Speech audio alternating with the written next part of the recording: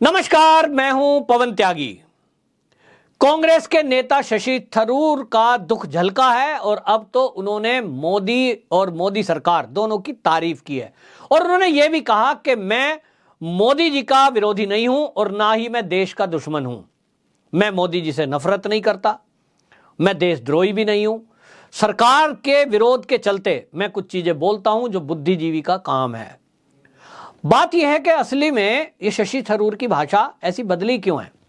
मोदी की तारीफ अचानक वो क्यों करने लगे हैं?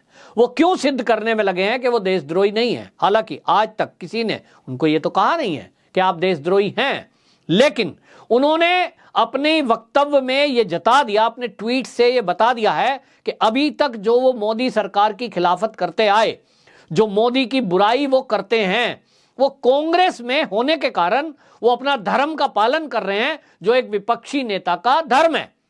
उनका ये कहना, अब उनकी भाषा में बदलाव आना 21 और इंगित कर रहा है। तो सूत्र ये कह रहे हैं कि अब शशि थरूर को कांग्रेस ने अलग थलग कर दिया है, उनको कोई पूछ नहीं रहा है। 2 राज्यों में चुनाव हो रहे हैं और कांग्रेस के बड़ी लीडरशिप यानी गांधी परिवार इन चुनावों से दूर है। और उसका कारण यह बताया जा रहा है, जो हमें समझ में भी आता है, कि जो राहुल गांधी पदयात्रा कर रहे हैं, भारत जोड़ो यात्रा कर रहे हैं, वो जिन राज्यों में चुनाव होना है वहां जा ही नहीं रहे हैं। आखिरकार क्यों?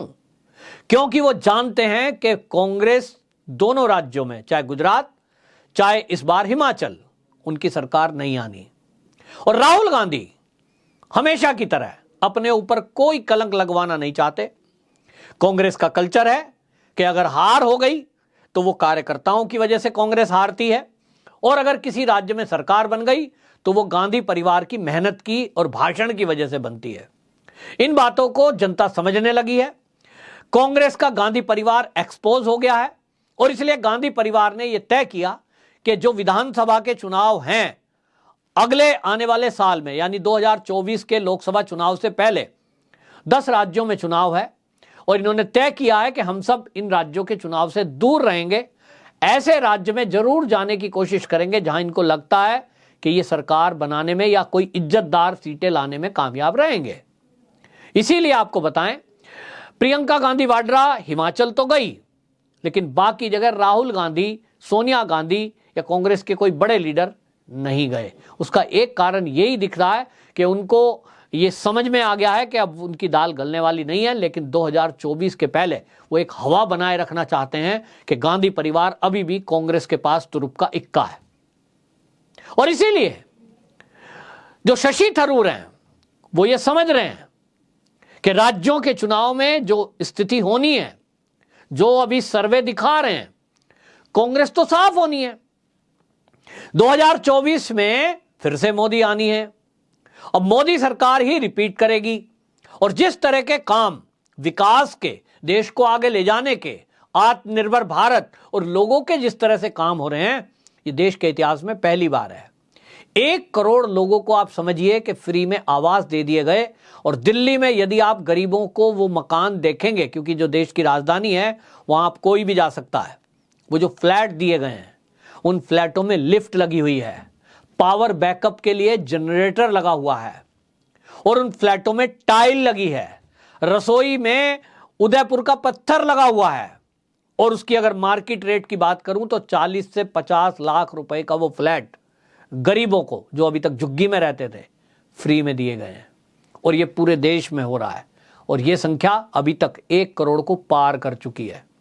मोदी सरकार का लक्ष्य है कि 2025 तक हम सबको, जो झुग्गी में रहते हैं, जिनके पास पक्के मकान नहीं है, सबको अपने पक्के मकान देंगे। जिस तेजी से काम चल रहा है, लगता है मोदी जी बिल्कुल अपने लक्ष्य को प्राप्त कर ही लेंगे। तो 29 में भी मोदी जी का आना पक्का है और इसीलिए कांग्रेस में भगदड़ मची है। कांग्रेस के नेता कांग्रेस छोड़ छोड़कर बीजेपी ज्वाइन कर रहे हैं। हिमाचल हम देख रहे हैं, हम गुजरात देख रहे हैं, हम बाकी जगह देख रहे हैं कि किस तरह से कांग्रेस का सफाया होता जा रहा है। जो समझदार नेता हैं, जो राष्ट्र हित में राजनीति करना चाहते हैं, जो देश हित में राष्ट्रवादी पार्टी भारतीय जनता पार्टी के साथ कंधे से कंधा मिलाकर अपना राजनीतिक कैरियर बनाना चाहते हैं, वो समय रहते कांग्रेस छोड़कर भारतीय जनता पार्टी ज्वाइन कर रहे हैं। और इसीलिए मुझे लगता है कि शशि थरूर की जो ये भाषा है कि ना मैं मोदी विरोधी हूं ना मैं देश विरोधी हूं, लगता है कि अब अगले कुछ दिनों में वो भारतीय जनता पार्टी के लीडरों से संपर्क करेंगे और कोशिश में रहेंगे कि 2024 में सम्मानजनक तरीके से वो राजनीति में बने रहें। G23 में ये शामिल थे, लेकिन इन्हीं के साथ शामिल एक नेता थे आनंद शर्मा, उनको कांग्रेस वर्किंग कमेटी ने फिर से सदस्य बना लिया है।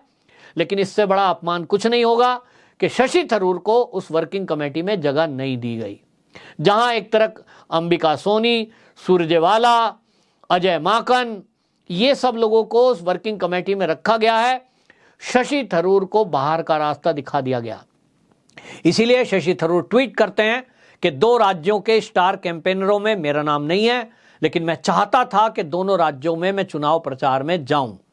मेरी इच्छा थी व्यक्तिगत तौर पर, लेकिन मुझे उस लिस्ट में शामिल नहीं किया गया और इसीलिए मैं चाहकर भी उन राज्यों के चुनाव प्रचार में नहीं जा पाया।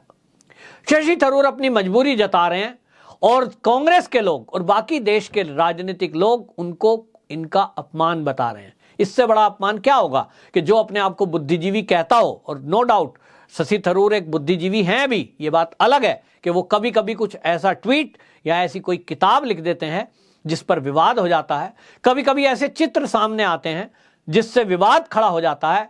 लेकिन राजनीति में अगर वो खुलकर कुछ काम कर रहे हैं तो वो उनका व्यक्तिगत जीवन है, उससे किसी को कोई आपत्ति नहीं हो सकती।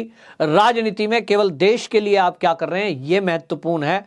अगर एक विरोधी एक पक्ष में अगर आ गया है भाजपा के और मोदी जी के, ये भी मैं समझता हूं कि भारतीय जनता पार्टी के लिए अचीवमेंट है। और ये बदलाव अचानक नहीं हुआ है। मोदी जी की कार्यशैली, मोदी की सरकार है ही ऐसी कि आज विरोधी भी अगर अकेले में बैठते हैं तो वो मोदी सरकार की नीति और देश की प्रगति, इसको देखते हुए मोदी जी की तारीफ करने से नहीं चूकते, क्योंकि विरोध करना ये विपक्ष का काम है। लेकिन अनावश्यक विरोध या झूठा विरोध ये कभी चलता नहीं है। राफेल में चोरी हुई है, चौकीदार चोर है, जितना राहुल गांधी ने ये नारे लगाए, जनता उतना ही कांग्रेस से गुस्से में होती रही और राहुल गांधी ट्रोल हुए। और इसके कारण आज आप देखिए 2 राज्यों में चुनाव हो रहा है। चुनाव में सभी पार्टी अपना ताकत लगा रही हैं, चाहे वो आम आदमी हो, चाहे वो कांग्रेस हो, फिर चाहे कम्युनिस्ट हो, लेकिन कोई भी मोदी जी को टारगेट नहीं कर रहा है, क्योंकि अब उनको समझ आ गया है कि झूठे एलिगेशन लगाकर आप मोदी जी को जितनी गालियां देंगे और बदनाम करने की कोशिश करेंगे, देश की जनता उतना ही वोट मोदी जी को करेगी और आप गुस्से के पात्र बनोगे। तो इसीलिए जो केजरीवाल आए दिन मोदी जी को टारगेट करते थे, आज वो लोकल मुद्दों पर बात करते हैं। आज वो फ्री बिजली, फ्री पानी देकर फ्री बस यात्रा या पैसे बांटने की बात तो करते हैं, लेकिन एक शब्द भी उनके मुंह से ऐसा नहीं निकलता दिखाई देता जो वो ये कहें कि राज्य की सरकार ने काम ठीक नहीं किया।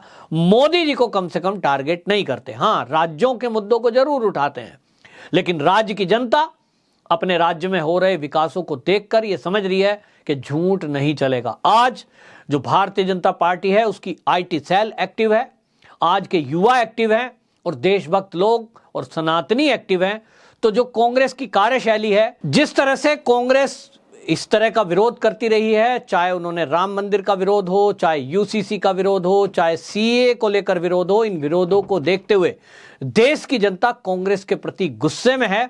और ऐसे में जो अपने आप को बुद्धिजीवी मानते हैं और जो इस माहौल को समझ रहे हैं, जो देश के मूड को समझ रहे हैं, ऐसे कांग्रेसी समय रहते भारतीय जनता पार्टी में आएंगे, ऐसा अनुमान है। और इसी में शशि थरूर भी ये जो ट्वीट करके मोदी जी और देश के बारे में बात कर रहे हैं, लगता है कि अगले कुछ दिनों में शशि थरूर भी भारतीय जनता पार्टी ज्वाइन कर सकते हैं।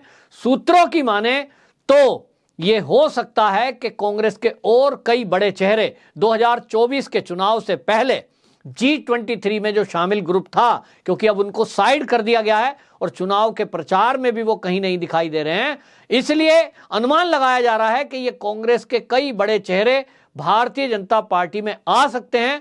भारतीय जनता पार्टी कहती है कि हमारे पास तो स्वागत है, कोई भी आना चाहे आए, लेकिन जो हमारी विचारधारा से मेल खाएगा वही पार्टी में आगे बढ़ाया जाएगा।